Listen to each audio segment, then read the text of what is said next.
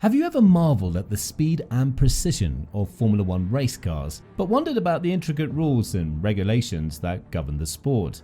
Every aspect of a Formula One race is meticulously regulated to create an exciting experience for fans and to maintain a level playing field for the teams.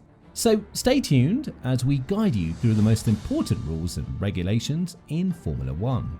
Now, the rules and regulations that dictate the thrilling world of Formula One are contained in two dynamic rulebooks: the Formula One Sporting Regulations and the Formula One Technical Regulations. These rulebooks are the pulse of the competition, guiding everything from the race themselves to the drivers, teams, and the coveted championship title.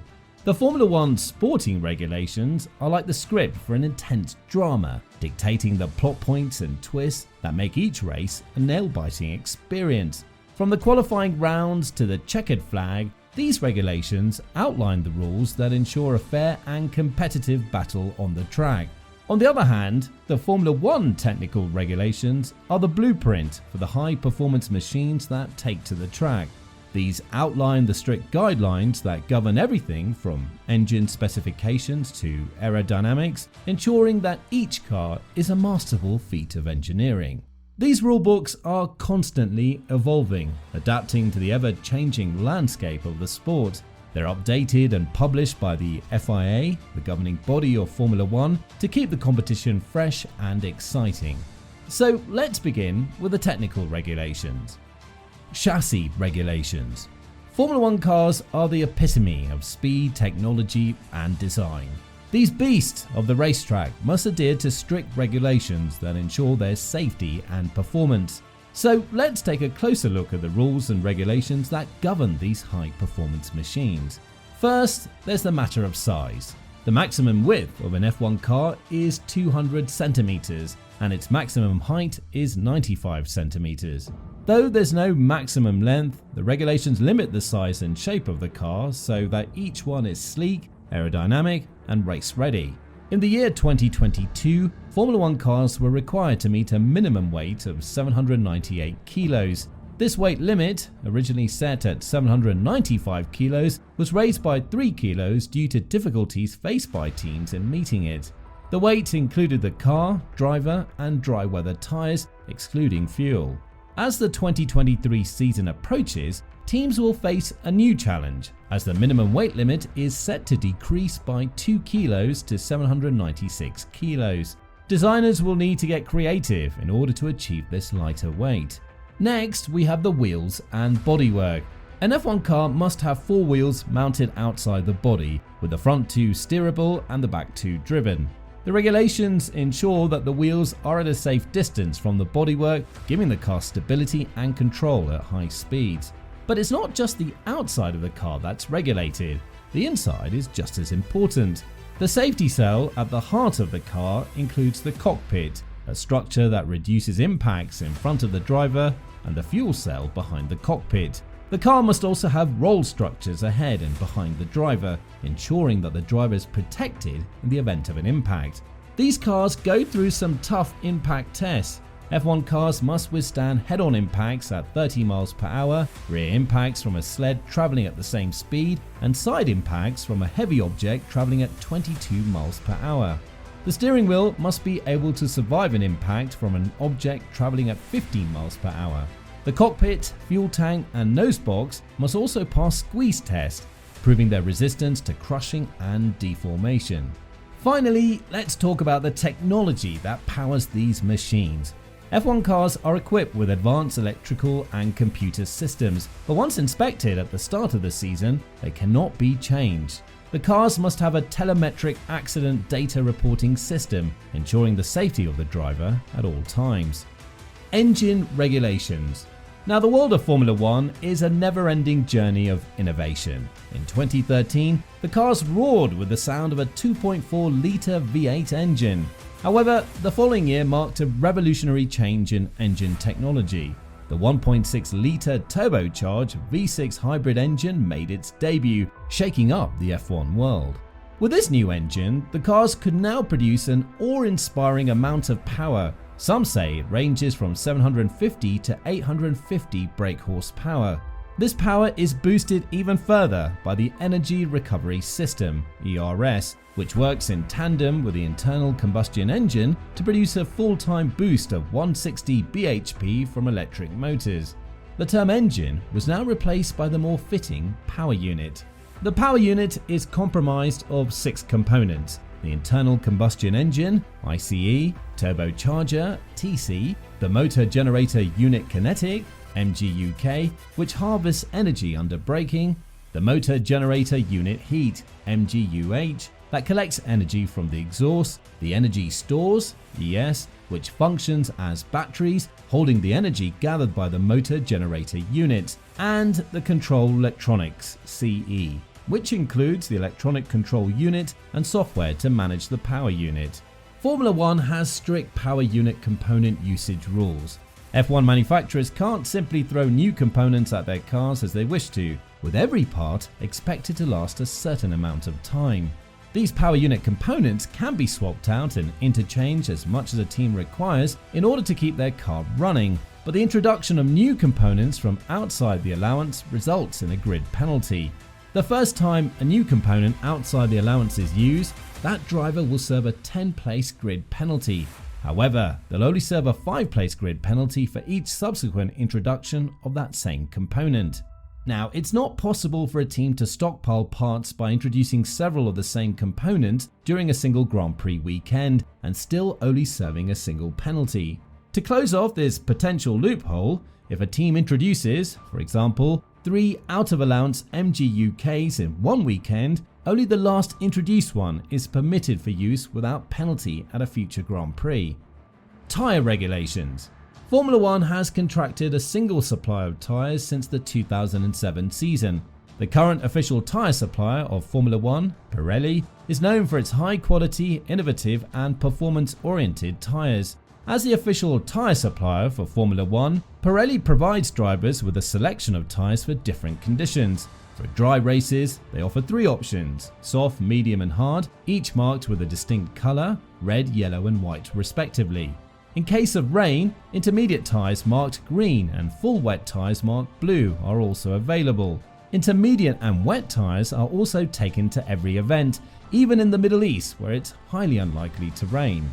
Each team gets 13 sets of dry tyres to use over the weekend, 2 sets of hards, 3 mediums and 8 softs. They also get 4 sets of intermediate tyres and 3 sets of full wets. The softs are designed for quick lap times, but their short lifespan means they wear away quickly. On the other hand, the hards are slower but have a long durability, making them ideal for longer stints during the race. Teams use the practice sessions to test the different tyre compounds and understand how they'll perform in various conditions. Now, during qualifying, the teams switch to the softs to produce their quickest lap times, as the softer compound offers maximum grip and traction. It's a crucial moment, as the starting position can make or break a driver's chances of winning the race. Teams are limited to a specific number of tyre sets, which they must use strategically to achieve the best results. In the practice sessions, drivers are limited to just 3 sets of dry tyres, and some of these sets must be returned to the tyre supplier before the next sessions. In the past, there were rules in place that dictated which tyre set drivers must use during the race.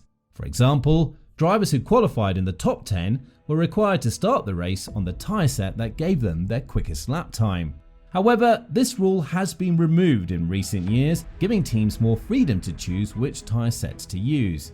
Cars must race on at least 2 dry tyre compounds during a race unless the weather conditions necessitate the use of intermediate or wet tyres. With so many variables at play, the tyre sets are a crucial factor in determining the winner of each race. Teams must work together to make the most of the limited tyre sets and achieve the best results possible. Now, let's move on to the sporting regulations. Parc Fermé. Parc Fermé is a French term meaning closed park, and it refers to a secure area during a Formula 1 racing weekend where officials closely monitor cars to make sure they're within the rules for considerations such as weight and measurement. The purpose of these rules is to ensure fair play and prevent teams from making any changes to the cars that could give them an advantage on the track. During Parc Fermé, cars are under lock and key, and any work performed on them must be done under the watchful eye of a race steward. Teams are restricted from making major changes to the engine or gearbox, but they're allowed to make minor aerodynamic adjustments, add or remove fluids, or repair any damage sustained during the race. After the race, drivers are held in the Parc Fermé area, where they're weighed and their gear is inspected. This is to ensure that the cars are running within the regulations set by the governing body. Parc Fermé adds an extra layer of excitement and challenge to the race weekend, as teams must balance the need for preparation with the restrictions of the FIA. Race procedure regulations. The minutes leading up to a race are a flurry of activity in the pit lane. 14 minutes before the start of the race, the pit lane opens, giving drivers an opportunity to warm up their engines and get a feel for the track. As the clock ticks down, the pit lane starts to buzz with energy as teams scramble to prepare their cars for the race ahead. Mechanics and engineers are seen working on the cars, making last-minute adjustments to engine, suspension, and aerodynamics. The drivers, meanwhile, are getting in the zone, visualizing the race ahead and mentally preparing themselves for the adrenaline-fueled start. 30 minutes before the start of the race, the grid starts to clear, with only team mechanics, race marshals, and drivers remaining. Teams are mindful of their tyres and will keep them heated in their tyre warmers for as long as possible to ensure maximum grip and performance. However, 3 minutes before the start of the race, the tyres must be attached to the cars, ready for the start of the race. Now, 1 minute before the start of the race, all engines must be running and a sense of urgency takes over as teams hurry to clear the track. 15 seconds before the start of the race, all personnel must leave the track. The track must be completely clear. As the green lights come on, the formation lap, also known as the parade lap, begins. During this lap, drivers must maintain their positions, weaving from side to side to warm up their tyres. The cars circle the track once, building anticipation with each passing second before forming up again in their starting positions on the grid. As each driver approaches their grid box, they perform a series of short controlled burnouts, maximizing the temperature of their rear tyres and cleaning off any debris from the parade lap. The start of the race is one of the most crucial moments of the race and a spectacular event in itself. The start is signaled by 10 red lights arranged in 2 rows of 5, each with 2 lights per column. The lights in each column function as a pair, turning on and off simultaneously. The lights illuminate one pair at a time, starting from the left and moving towards the right, with each pair lighting up in 1-second intervals. After a random interval of 4 to 7 seconds, the lights go out simultaneously, signaling the official start of the race. So, how long is an F1 race? The maximum total time period of an F1 championship race must not exceed 2 hours unless the race is suspended due to incidents such as accidents or crashes, in which case the race time may be extended to no more than 3 hours. Formula 1 races can end up being very long due to suspensions resulting from bad weather, accidents, crashes, penalties, infringements, and other situations that require the race to be stopped or slowed down. Past races have been timed at more than 3 hours due to such suspensions, which is why the time limit was instituted. Once the race time of 2 hours has elapsed, the end of race signal will be given to the leading driver by way of a flag, and the race will then be completed when that driver crosses the line. This will end the race even if the total race distance or total race laps have not been completed, and the order in which the drivers cross the finish line will determine the finishing order of the race. The number of laps in a Formula 1 race depends on the length of the track. The total number of laps must add up to a minimum distance of 305 kilometers.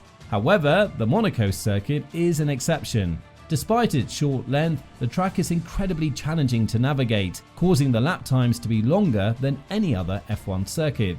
That's why the FIA reduced the total race distance for Monaco to around 260 kilometers. Pit stops. The pit stop is a crucial part of the race and can often determine the outcome of the event. Teams must make at least one pit stop during the race, where a team of 23 mechanics works in perfect unison to change the tyres, make any necessary adjustments to the car, and get the driver back on the track in under 3 seconds. The record for the fastest pit stop in F1 history was set by Red Bull Racing, which managed to execute a pit stop in a stunning 1.82 seconds at the 2019 Brazilian Grand Prix. It's a testament to the precision, skill, and teamwork of the pit crew, who play a crucial role in determining the outcome of each race. Now, how many pit stops F1 teams decide to take is up to them, but they use free practice sessions to get a feel for the tyres and understand the level of tyre degradation on their car. Teams will run race simulations over the 3 sessions before finalising a strategy for the race, whether they want to do 1 stop, 2 stops, or even 3 stops. A team's strategy can change over the course of the race, with incidents, safety cars, and red flags playing a part. In the event of an incident where the driver takes damage to the tyres, the mechanics can replace them with a new set of tyres. If there is a broken front wing, they can change the wing under 8 seconds.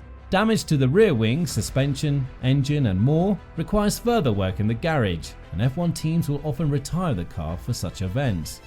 And there you have it, the rules and regulations are explained.